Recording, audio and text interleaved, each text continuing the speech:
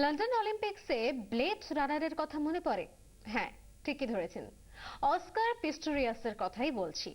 দুটো পা না থাকা সত্ত্বেও মনের জোরকে সম্বল করে শারীরিকভাবে সক্ষম অ্যাথলিটদের সঙ্গে প্রতিযোগিতায় নামতেন পিস্টোরিয়াস। প্রতিবন্ধকতাকে জয় করার সেই অদম্য বার্তা এবার পুজো মণ্ডপেও। বার্তা যারা দিচ্ছেন তারাও কিন্তু প্রতিবন্ধী।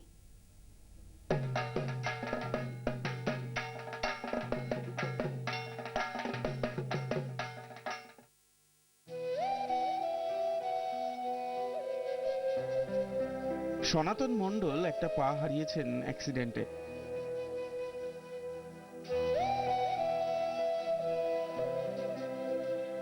শ্যামল ধারার একটা হাতে প্রতিবন্ধকতা।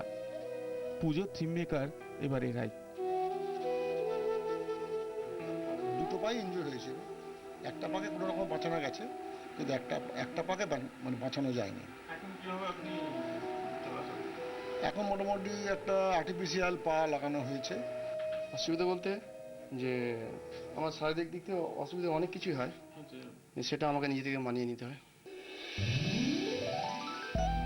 এদের প্রতিবন্ধকতা জয় করার কাহিনী এবার শম্পা মির্জানগরের সরকারি আবাসনের পুজোর থিম। বিশ্বজুড়ে এদের জয়যাত্রা ছবি এই পুজোর মণ্ডপে।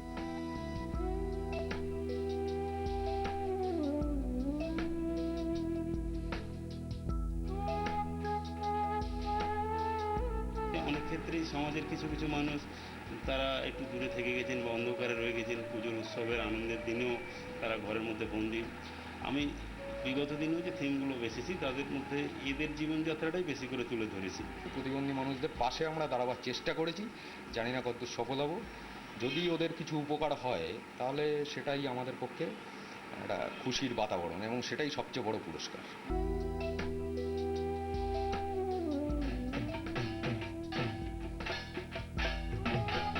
দেখে অবাক লাগছে, ভালোও লাগছে, আর মনে হচ্ছে সত্যি পুজো সার্বজনীন। 24 ঘন্টার জন্য সন্দীপ সাহার সঙ্গে প্রীতম দে, কলকাতা।